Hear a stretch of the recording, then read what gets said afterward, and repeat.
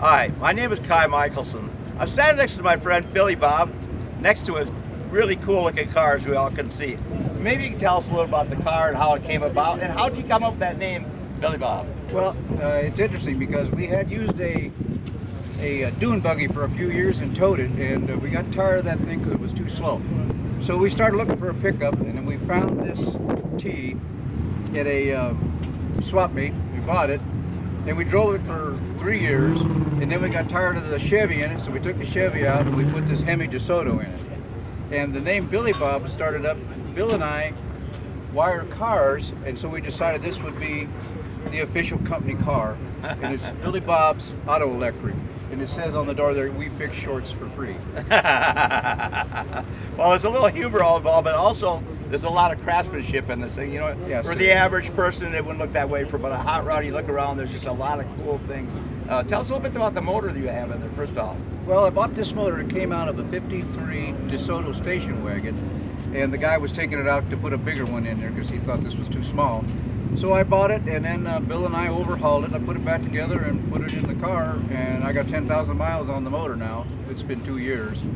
And but the trinkets on the car are probably the most interesting thing. People see me and they say, you know, I've got this at home or I got that at home. I want to give it to you if you put it on your car. I say, absolutely. You give me something, I'll find a place to put it. All the trinkets came from friends. They gave them to me. Yeah, I see the turn signals are really unique. Yes, yeah, they are unique. Yeah, very unique. That came out in the early 20s on the trucks. They didn't have turn signals in those days. And I'm a retired truck driver, so that would be something right. I have to have a turn signal, because we don't have electric turn signals. So that's really appropriate, that's for sure. It's appropriate. Yes, Well, it is. you know, it's just a place for everything. A little gadget here, and I see the hooks on here. What about the ride? How's the ride in here? The ride's not bad, but Bill told me this year we got to do something about the seats.